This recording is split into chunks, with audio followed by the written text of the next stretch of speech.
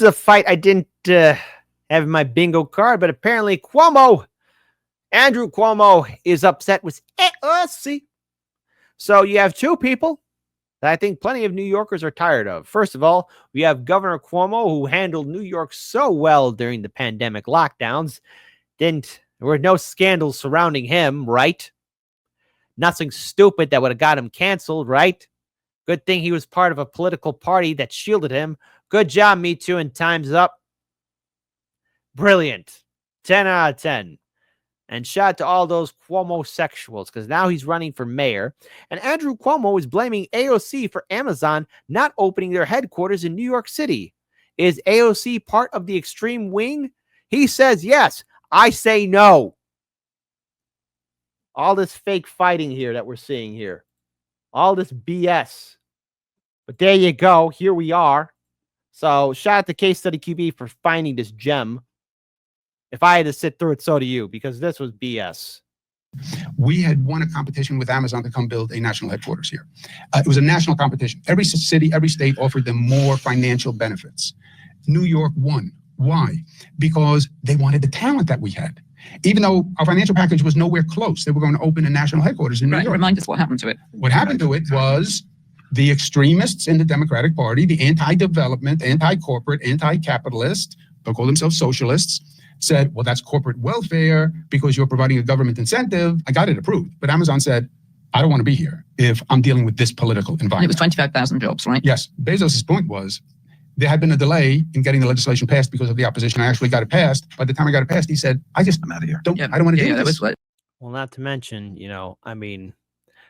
this was at the height of AOC's popularity. I'll give her that. But also, Amazon, and still does to this day, have a horrible track record of what happens to a lot of its workers in these warehouses.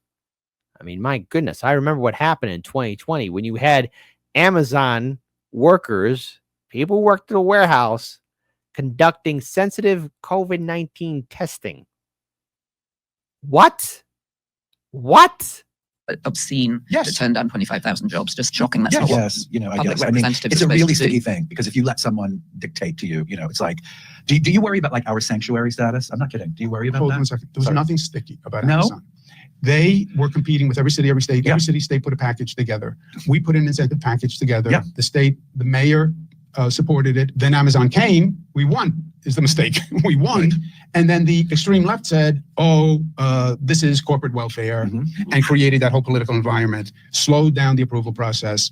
And then Bezos pulled the plug saying, I don't want to operate in this environment, which goes back to the Democrats have to learn the lesson first. Oh, yeah. This guy's like, oh, yeah, that's right. Oh, well, what happened to the coalition? Because that big political movement, all those people that were herded into Democrats was from the aftermath of Bernie Sanders' 2016 primary campaign, and in turn, by some extent, the 2020 Democrat primary campaign. And then as the Democrats screwed over the voters, the progressives, and the independents, people who were able to get their brain functioning again walked away from the Democrats. It wasn't AOC or any progressive in serving in Congress. It's that the Democrats never delivered on a goddamn thing. They don't run on a single freaking thing. What are they running on? Please, somebody tell me. What big win did the Democrats have during the 4 years of the Biden-Harris administration, except for more neoliberal policies? Yes, focus on Trump, but learn your own lesson. You can't have this extreme wing of the Democratic Party running the Democratic Party because it doesn't work. So AOC was opposed to it. Is AOC part of the extreme wing? Yes. Wow, that was a really good question and a very direct answer. That was direct, right? Oh, yeah, very good question and very direct answer. Dude, you got something on your nose. Say again. Wing of the Democratic Party running the Democratic Party because it doesn't work. So AOC was opposed to it. Is AOC part of the extreme wing? Yes. Wow, that was a really good question and a very direct answer. That was direct, right? Yes. One word, yes. Yes. Sometimes the answer is yes. So what do you think about her and Bernie going round now? They just did Bern Scheller. They appeared they're sort of doing stadiums, whipping people up. Is that?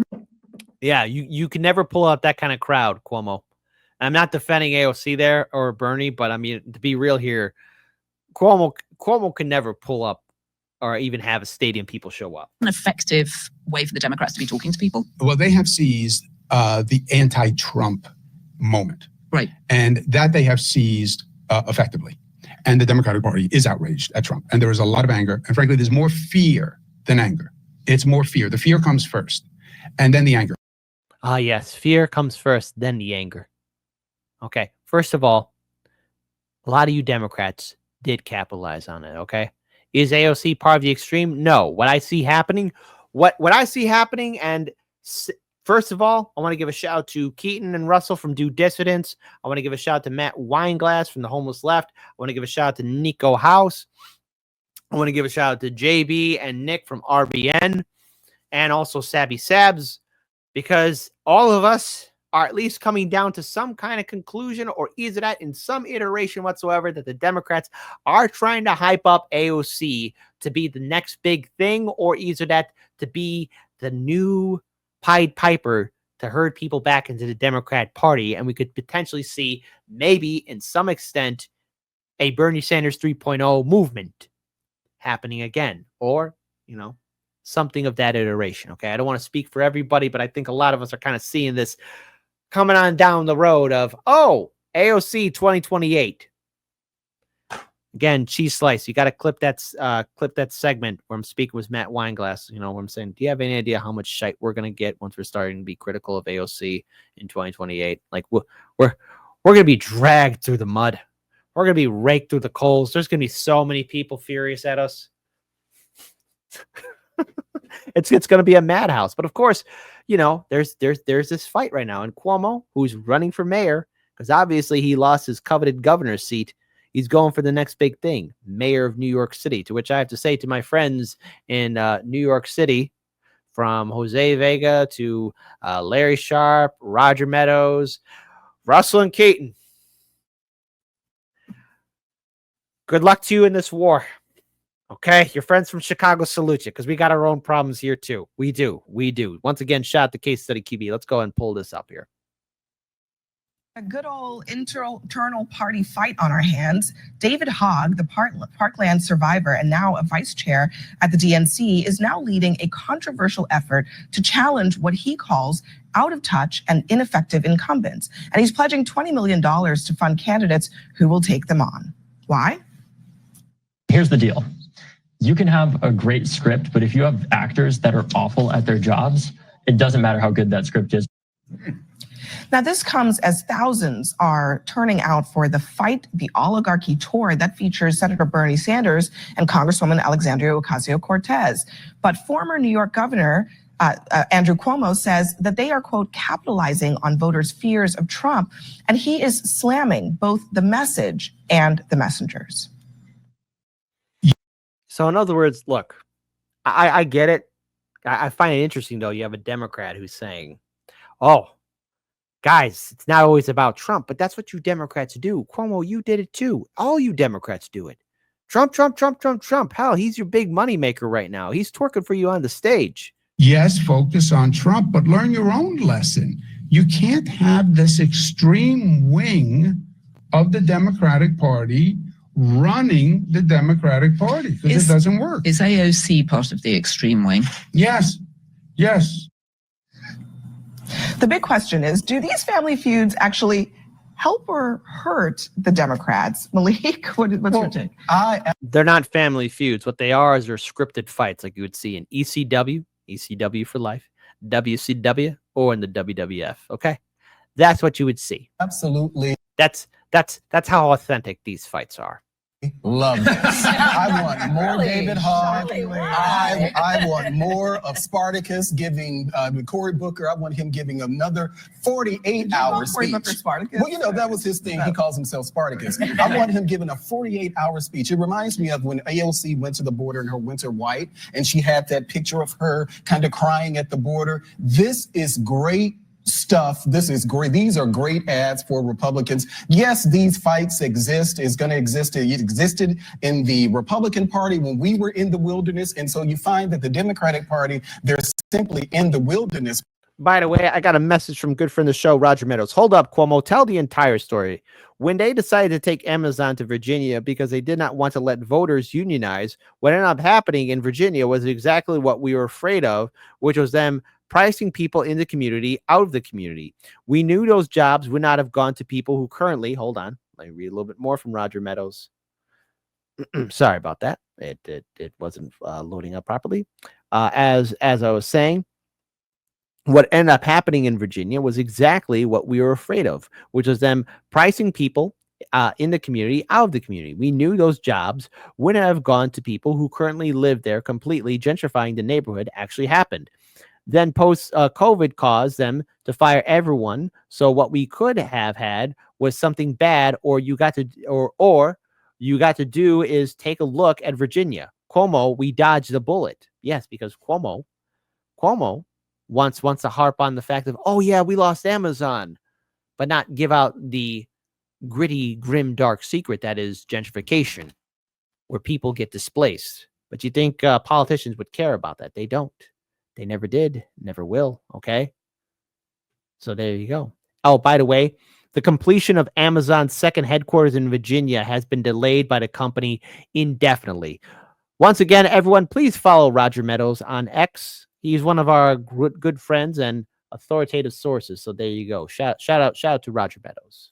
But we are going to use this guy as the face of the Republican Party. Addition or subtraction? AOC is putting. And BW, thank you for your generosity with the super chat. If AOC and Bernie are not extreme, kid, who is? It's called acting. They might believe in some of the things, but for the most part, if Bernie actually gave a damn about doing any kind of revolution, he would have done something with independent or third parties. All right. He allowed the Democrats to screw him over. AOC, when it came down to force the vote or anything with Medicare for all, when we asked her in 2021 for March for Medicare for all or force the vote, where was she? Where was she? Where was she? Oh, that's right. Nowhere. Nowhere in sight. So, everyone wants to say that AOC is extreme. The Democrats won't even give her a position of power or any kind of committee seat of power. Bernie was given the middle finger by the Biden-Harris administration, okay? To say that they're extreme, they're very good at following orders. They just play extreme. They're playing. They know their role. They know how to act. Putting out 12, 15,000 people in places like Idaho. David Hogg is like, we got to take some people out. Crowd sizes. We're back to this argument. I'm just talking about Look, we know from the polling that, if there was essentially, you ask who is the leader of the Democratic Party right now, Ocasio-Cortez lands very much near the top of our list. We had in our CNN poll, but it's like 10%, right? So it's, the tallest of some very short folks out there. So, but I mean, look, we know that the Democrats, congressional Democrats, are polling at an all-time low with their own party. But David Hogg's job, being part of the Democratic National Committee, is to help Democrats get elected. It's not to take them out. You see it right. Well, I don't know if they're weak, then yeah, take them out. But do I think that it's going to change anything? No. The Democrats don't want to learn their lesson. They're very good at being neoliberals, right? They're very good at not doing anything. There, I mean, the view of the Democratic Party over 29%. I mean, it's abysmal. But that's not a bad thing. And listen, unlike in the Republican Party where they just capitulate and bend the knee no matter what's said, there's actually a process in which open ideas are welcomed. And I didn't find a lie in anything that David Hogg said. There is very much at the root of it, a lot of Democrats are pissed and they want to see more action. 100%. Chuck Schumer, do you think that played well? No, they want him up out the paint. So Corey gonna get him out of there. Exactly. And like it or not, in this moment of uncertainty or tumult, if you will, AOC and Jasmine Crockett and younger people have been the ones that are grabbing. You can say that all you want. Don't pray for something that you don't want. Andrew Yang, who ran at the Democratic Party, primary, remember that. He says the Democrats should be two separate parties. Same with the Republicans. If we were a healthier country, that would have already happened. Yeah, Andrew Yang, who also created the Forward Party, and nothing came forward with it at all. My God, why are you still tweeting? Okay. Like, I remember your 2020 run, and then, of course, your run for mayor, absolutely abysmal, and then your creation of Forward Party, and then also endorsing Joe Biden. Don't think we forgot that. What are you talking about? Andrew Yang is a friend of mine. He's full of ideas that are never happening in the next 20 years. So let's just rank choice voting. It's not going to happen. I but wish. It's a nice But idea. Yes. listen, there's a place for both of these things. People who can be the national spokespeople for parties who energize people, fine, AOC. But you need to be able to beat Democrats. You need, you need to be able to beat Republicans. You need people like Alyssa Slotkin who are going to win in places that Trump won. You don't win by running to the left. Unless, of course, you want Donald Trump in 2028, which might be because Trump. So what can we take away from this? First of all, Cuomo still seems to be triggered, still seems to be upset, perturbed, angry, furious at AOC, but it's all a game. It's all smoke and mirrors. David Hogg doing his whole thing, trying to go after weak Democrats. Well, good luck. Justice Democrats, brand new Congress, our revolution, DSA, their tombstones are right behind you. This whole fight the oligarchy tour, we've seen it before. All it is a way for people to get herded back into the Democrat Party so those abysmal 29% numbers are boosted up. Okay? So long as you got Hakeem Jeffries, Chucky Boy Schumer, Nancy Pelosi, the Clintons, and the Obamas having their influence, the Democrats, yes, they can get a boost and, dare I say, maybe win the House, maybe win the Senate, maybe win both because, I don't know, Trump derangement syndrome and turning Trump into the orange boogeyman is a tactic that's never failed them, but people want results. People will wake up to it. People need to wake up to reality. AOC and Bernie are not the heroes, but neither is Cuomo.